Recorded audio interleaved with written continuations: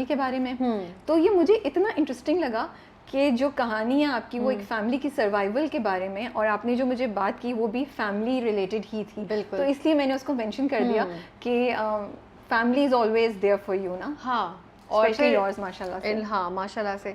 और फिर आपको खुद भी उतना ही पार्टिसिपेट करना पड़ता है, और ये आप जान के नहीं करते, ये नेचुरली आपकी पार्टिसिपेशन होती है। मुझे लगता है भाइयों का बहनों का जो कनेक्शन होता है या अम्मी अबू का कनेक्शन होता है, उसमें कोई वो एफर्टलेस होता है। आपका दिल चाहता है ये क्या हाँ, करें। आपका दिल चाहता है, और आप शायद वो ऑटो पे होते हैं। दिल ना भी चाह रहा हो तो आप कर रहे होते हैं। ट्रू। अच्छा, फालसे ऐसे ही खाती हैं किसी कोई सीक्रेट रेसिपी भी है मसाले की इसके साथ आप? नहीं, फालसे मैं खाती हूँ काले नमक के साथ, जो कि अभी इसमें है नहीं, लेकिन ये बहुत मजे के फालसे हैं। आज आप हमें कुछ सुना रही हैं? क्या सुनाऊं? I don't know, what do you feel like singing right now? सुनी नहीं ज़माने ने तेरी मेरी कहानियाँ,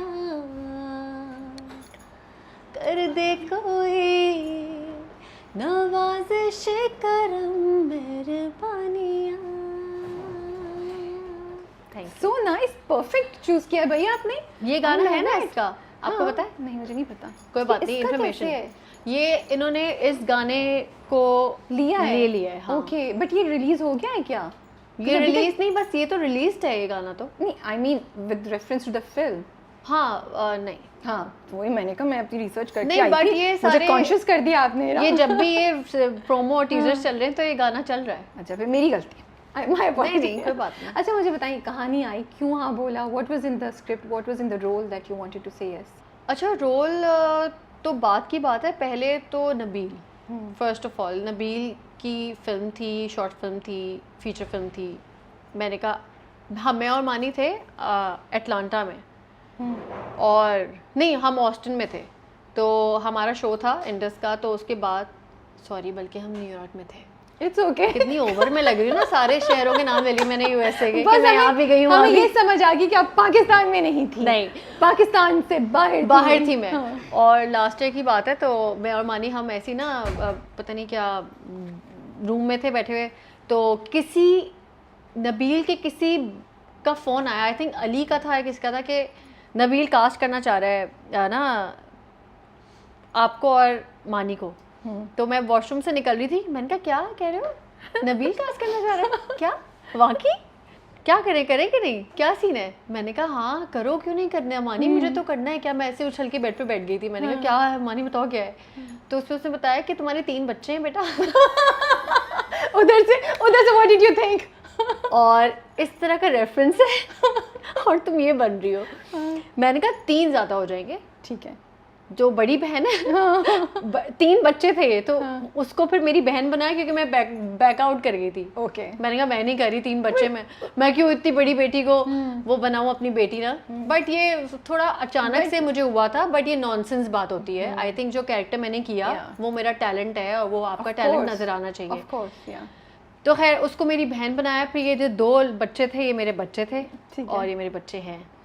तो मुझे वो बल्कि सीमिया आपा ने कहा हाँ तो तुम्हारा बेटा मुजम्मिल भी खुशी की जितना है ना।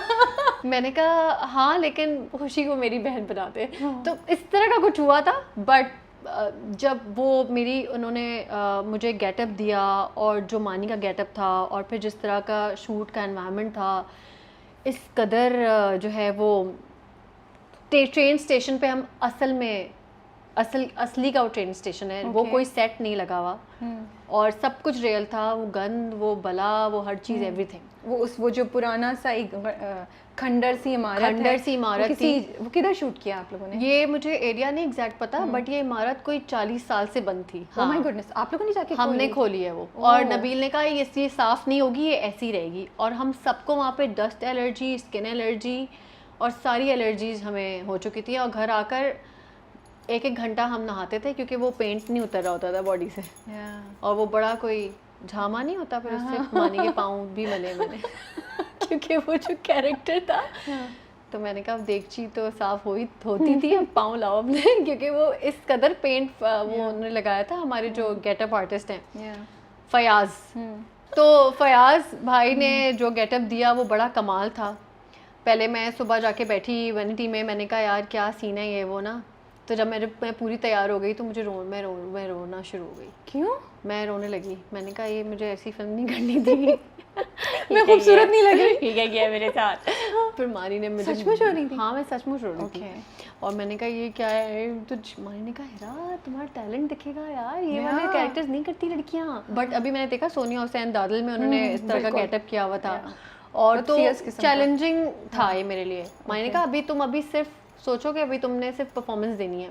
सो चैलेंजिंग इस सेंस में था कि आप अपने आप को जो देख रही थी वो थोड़ा सा आपको मुश्किल हो रहा था अपने आप को ऐसे देखना, या इन टर्म्स ऑफ परफॉर्मेंस भी आपके लिए चैलेंज थे? नहीं, परफॉर्मेंस चैलेंजिंग नहीं थी। जब मैंने पहला सीन किया, दूसरा सीन किया तो मुझे मज़ा आना शुरू हो गया कि यार ये तो मज़े का कैरेक्टर है, सेट पे मानी भी नज़र आ रहा है और जब भी मैं मानी को आवाज़ लगाऊं तो साथ ही है, कोई और एक्टर नहीं है। तो एक एक्साइटमेंट धीरे धीरे बढ़ती रही। और गुले राना गुलापा अमेजिंग। और जो हमारा ट्रेन का सीक्वेंस है वो इतना फ़नी था, वो आप लोगों को देखने में नहीं लगेगा बट जब हम ट्रेन में बैठे हुए थे गुले राना ने कमाल कर दिया इसमें। मैं बताऊं, मानी और गुलापा ये दो लोग जो है ना, ये साथ थे सोचे सेट पे, हम हंस के गिर जाते थे। बहुत मज़ा आता था। हाँ, तो ट्रेन पे शूट करना क्यों मुश्किल था?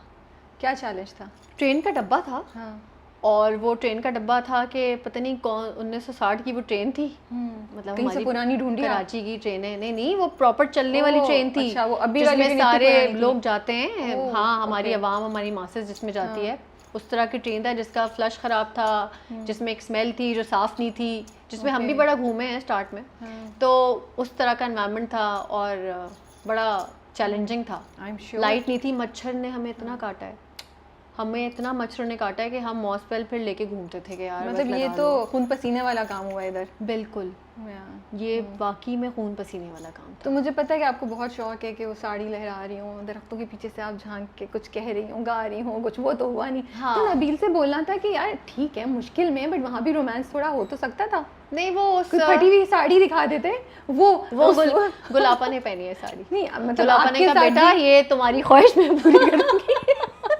आपने बोला नहीं नबील को कि कुछ तो नहीं, बट ये एंथोलॉजी का मकसद ही है ना, जो मैंने नहीं किया वो रमशा ने किया, वो महविश ने किया। तो यानी कि आपको एक ही फिल्म में आपको 3 फ्लेवर्स मिलेंगे। एक तरफ आपको बिल्कुल हिरा मानी मिलेगी, एक आपको बिल्कुल रमशा मिलेगी जो बिल्कुल ही तैयार और यूथ वाली, जो एक तरफ आपको महविशात मिलेंगी जो साड़ी पहनी हुई है। तो मेरी ख्वाहिश इन लोगों ने पूरी की और शायद इनकी थोड़ी बहुत मैंने कर दी होगी। सो कहानी क्या है ये वाली जिन महल की? जिन महल की कहानी ये है कि ये बेसिकली एक फैमिली की स्टोरी है। ठीक है। और नबील और फ़िज़ा की ये एक कहते हैं करामत है इनका, और इन्होंने जो है ये इसमें हंसी खुशी कुछ ऐसे इमोशंस को, कुछ ऐसी चीज़ों को टच किया है कि आपको फिल्म देख के पता चलेगा। ओके, सो ये एक फैमिली की सर्वाइवल की कहानी है जो घर ढूंढ रहे हैं। बिल्कुल, ठीक है। फिर घर नहीं है। हाँ। तो जब मैं ट्रेलर देख रही थी, फर्स्ट टाइम मैंने ट्रेलर देखा तो it was interesting, horror comedy कुछ ऐसा समझ। दूसरी बार देखा तो ये बात मुझे हिट की कि क्या ये कहानी जो है जिन महल, ये एक्चुअली सिर्फ कॉमेडी और एंटरटेनमेंट नहीं है। ये एक्चुअली जो बहुत गरीब लोग हैं जो हाउसिंग का इशू फेस करते हैं, जिनके पास घर नहीं होता, उनकी ज़िंदगी के चैलेंजेस को हाईलाइट कर रहे हैं। एक आम आदमी जो रोड पे रह रहा है, या एक आम फैमिली जिसके पास इतने वसाइल नहीं है कि घर वो ओन कर सके, क्या उसकी रिप्रेजेंटेशन हो रही है इस कहानी में समहाउ?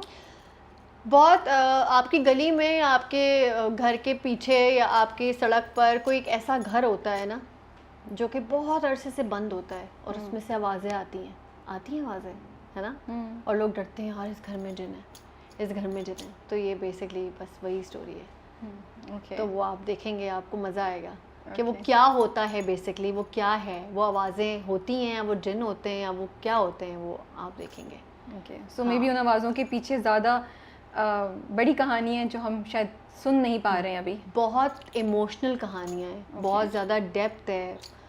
वह घर नहीं है आपका, तो बस इससे बड़ी और अजीब सी बात क्या होगी। तो लुक में